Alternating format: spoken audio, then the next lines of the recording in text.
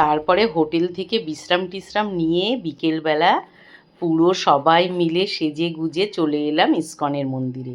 যেহেতু একটুখানি দূরেই আমরা হোটেল নিয়েছিলাম, তাই আসা যাওয়ায় আমাদের খুব একটা অসুবিধা হচ্ছিল না। আর ইস্কনের মন্দিরে আসবো বলেই আমরা কিন্তু এত কিছু তোড়জোড় করেছি। চেষ্টা করেছিলাম ভেতরে থাকার জন্য, কিন্তু পারিনি। আর এসেই আজকে সেই দিনটা ছিল একাদশী। আমি এই ভিডিওটা বেশ দু তিন দিন পরেই ভয়েস ওভার দিচ্ছি, সেই জন্য ওই দিনকে ছিল অসম্ভব ভিড়। প্রসাদ বলতে অন্ন প্রসাদ ছিল না, একাদশীর প্রসাদ ছিল, সেই কারণেও আমাদের বাইরে থাকতে হয়েছিল। আর দেখো বিকেলের আকাশটা কি ভালো লাগছে না, চারিপাশের পরিবেশটাও খুব সুন্দর। এত লোক, এত হইচই, তার মধ্যেও যেন একটা আনন্দ, একটা মনের শান্তি খুঁজে পাচ্ছি। আমি অনেকবার আমার মন হলেই আমরা মনে করি ইস্কনে চলে যাই, গিয়ে একটা দিন অন্তত থেকে আসি। আর এই জায়গাটায় বেশ ওই নৌকার ভেতরে একটা মন্দির করেছে, সেখানটায় সাজাচ্ছে। এটা রাত্রেবেলায় দেখলে আরও সুন্দর লাগবে, কিন্তু আমরা রাত্রে এদিকে আসতে পারবো না, কারণ এত এরিয়া হয়ে গেছে এখন ইস্কনের যে তুমি দেখে শেষ করতে পারবে না। আমার তো মনে হয় এরপরে যখন ইস্কনে কেউ আসবে, একটা গাড়ি নিয়ে পুরো এক বেলা লাগবে পুরো ইস্কনের সব জিনিস ঘুরতে দেখতে। আর এই যে কত লোকজন তোমাদেরকে দেখাচ্ছি বলো তো, অনেক লোকজন।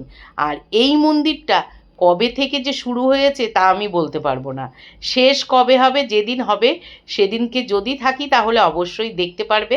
আমিও আসবো প্রতি বছর। কেন বলছি এরকম কথা, প্রতিবার আসি আর ভাবি কি এর পরের বার নিশ্চয়ই এই মন্দিরটা হয়ে যাবে, তখন আসবো, এই মন্দিরে ঢুকে ঠাকুরকে দর্শন করব। এই করে করে বেশ কয়েক বছর হয়ে গেল। লাস্ট আমি 23 সালে এসেছিলাম, আর এটা হচ্ছে 26 সাল, তা এখনও হয়নি। আর দেখো কত মানুষ, কি যে ভিড় ছিল তুমি বলে বিশ্বাস করতে পারবে না। তোমরা কারা কারা ওই দিনকে, একাদশীর দিনকে ইস্কনে এসেছিলে অবশ্যই কমেন্টে জানিও।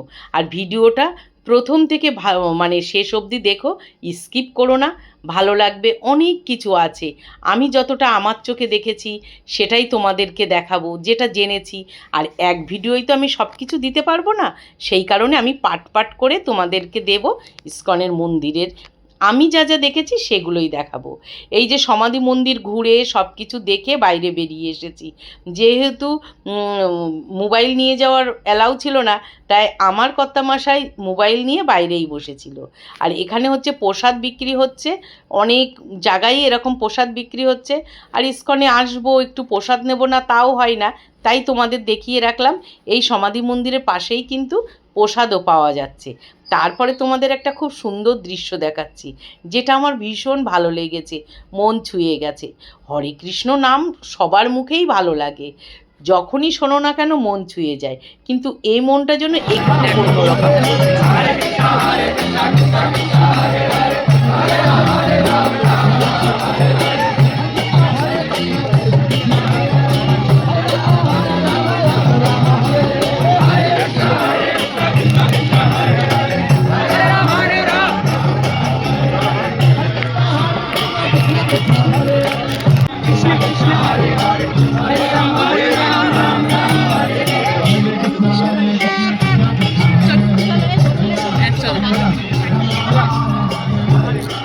এবার আমরা গোশালার দিকে রওনা দিচ্ছি। কি ভালো লাগলো না বলো তো, আমার তো ভীষণ ভালো লাগলো। আর এই যে বিদেশিদের মুখে হরে কৃষ্ণ নাম বলার সময় একটা মিচকি হাসিটা যে কি অপূর্ব, তোমরা যদি খুব ভালো করে খেয়াল করে থাকো অবশ্যই দেখতে পাবে। তারপরে আমরা উঠে পড়েছি গোশালায় যাব বলে। আর এবার গোশালায় যাচ্ছি সেই গরুর পিঠেই চড়ে, বিশাল এক গাড়ি, সেটা টানছে গরুতে। আর এই উনুনগুলো দেখছো না, আর এই প্যান্ডেল, এগুলো হচ্ছে সবই দোল উৎসবের প্রস্তুতি। এখানে বিরাট বিরাট কড়াই আছে, উনুন আছে। এখানে দোল উৎসবের সময় সবাইকে প্রসাদ দেওয়া হয়, আর প্রসাদ দেওয়া খাওয়া সব এখানেই হয়। কল টল সব আছে, বেশ ভালো লাগলো। ইস্কনে এবার এসে যেটা দেখতে পেলাম সেটা হচ্ছে প্রচুর পরিমাণে টোটো হয়েছে ইস্কনের ভেতরেই। আগে কিন্তু এত টোটো ছিল না। চার সাইডে এত ছোট ছোট গেস্ট হাউস করেছে, এত সুন্দর সুন্দর ঘর করেছে, যেগুলো দেখতে খুব ভালো লাগবে। আর রাত্রেবেলায় তো আরও ভালো লাগবে। আমি তো এক ভিডিওতে দেখাতে পারবো না, রাত্রের একটা ভিডিও অন্য ভিডিওতে দেখাবো। এই ভিডিওতে দেখাবো আমি গোশালা, যেটা গিয়ে তোমারও ভালো লাগবে। আর আগে কিন্তু গোশালাটা যে এতটা বিশাল ছিল তা না। আর এই দেখো কি সুন্দর মাটির লেপা ঘর, এগুলো তো আর এখন দেখা যায় না, এসব শিল্প উঠে গেছে। কিছু কিছু জায়গায় আছে, পুরুলিয়া মেদিনীপুরের ওই দিকে, কিন্তু আমাদের এই দিকে এত দেখা যায় না। আর আমরা যে গাড়িতে উঠেছিলাম এই ভাই তারই টিকিটটা কাটলো, কারণ এখানে সিস্টেমগুলো বেশ ভালো, তুমি সব কিছু পরিষেবা পাবে, তার পরিবর্তে তার যে নিয়মকানুন সেটা ঠিকঠাক মতন তোমার পালন করলেই হলো। আর অনেকে পায়ে হেঁটেও আসছে, পায়ে হেঁটে আসাটাও কেন মানে এমন কিছু মুশকিল না, তুমি চাইলেই আসতে পারো। কিন্তু এই যে আমাদের একটু ব্যথাভূততে পেয়ে বসেছে, তার জন্যই আমাদের আবার এই গাড়ি করতে হচ্ছে। আর দেখো এই গরু দুটো শিং দেখেছো, এর গাড়িতেও লোক আছে, এর শিং দেখে তো আমি ভয় পেয়ে ছিটকে চলে গেলাম। ওই শিংয়ের একটা ঘা পেলে আমি আর এই পৃথিবীতে থাকতে পারবো না। আর সবাই ওকেই ফটো তুলছে, তাই আমিও একটু দূর থেকে ভিডিও করে নিয়েছি। আর এই হচ্ছে আমার বিআইবিয়ান। দেখো, ছেলের মার যদি অধিকার থাকে ছেলের সঙ্গে সব জায়গায় ঘোরার, আমি মনে করি সমপরিমাণ অধিকার মেয়ের মারও।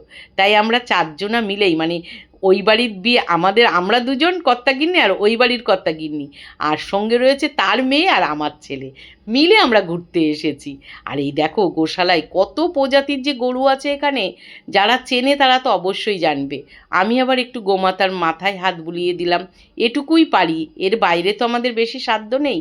আর হাত বোলাতেও ভয় লাগছে, কিন্তু এখানে গোমাতারা ভীষণ ঠান্ডা, কোনো রকম জ্বালাতন করে না, তুমি হাত বুলালে ওরাও আদর পেতে খুব খুব ভালোবাসে। আর দেখেছো কত বড় এরিয়া হয়েছে, এগুলো কি আগে ছিল?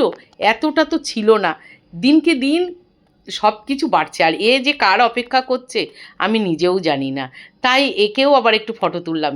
এর কাছে যেতে ইচ্ছা করছিল কিন্তু ভয় লাগছিল। আর এই পুচকেটাকে দেখো, কি গো প্রেমে পড়ে গেলে তো? আমিও প্রেমে পড়ে গেছি, মনে হচ্ছিল একটু চটকে ধরে জাপটে ধরি, কিন্তু পেলাম না। আর এখানে হচ্ছে, এখানের যে গোমাতারা থাকে তাদের যে দুধের থেকে বিভিন্ন রকম জিনিস হয় সেটারই মানে তৈরি হয়েছে, বিক্রি হচ্ছে, আমরা খেলামও। ভিডিওটা এখানেই শেষ করব, পরের ভিডিওতে আরও ইন্টারেস্টিং অনেক কিছু আছে, সঙ্গে থেকো, সাথে থেকো, ভালো লাগে।